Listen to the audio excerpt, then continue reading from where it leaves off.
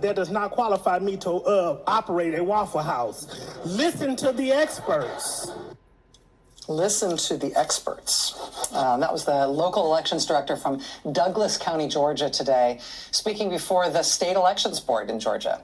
Before that board voted on a whole bunch of new rules today that aim to pretty radically change the way elections are run in Georgia just a month and a half before Election Day.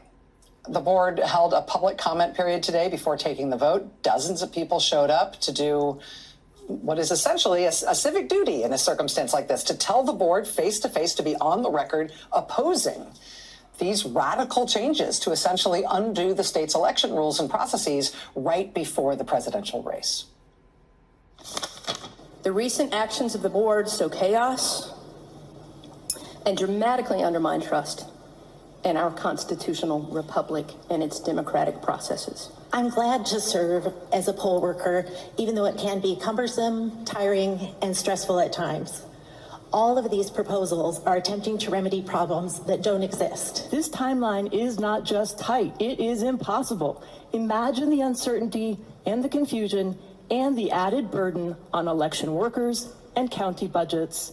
These rules do not protect our elections, they undermine them. Your actions attempt to stack the deck for a particular outcome, and that is the definition of anti-democratic. I think what is happening is we are setting up our counties to fail. And when these counties fail, when there are inaccuracies, if there is a result of the election that some of the members of this board do not like, they will be able to point to those inaccuracies and they will say that that the election is inaccurate, that there is a lack of integrity in the election.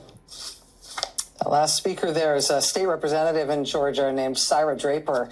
She's telling the Georgia Election Board there essentially, hey, I'm onto you, that she believes the motive behind what they're doing is not just to create an illusion that there's something wrong with Georgia's election results, but actually to set Georgia elections up to fail, to make the administration of this election so chaotic and so impossible that Georgia actually won't be able to produce a clear result. And then they can point at that and say, see, look at all these problems in our elections. We should throw out the vote.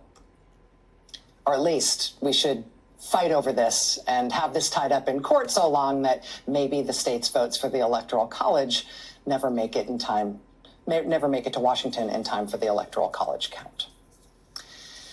Joining us now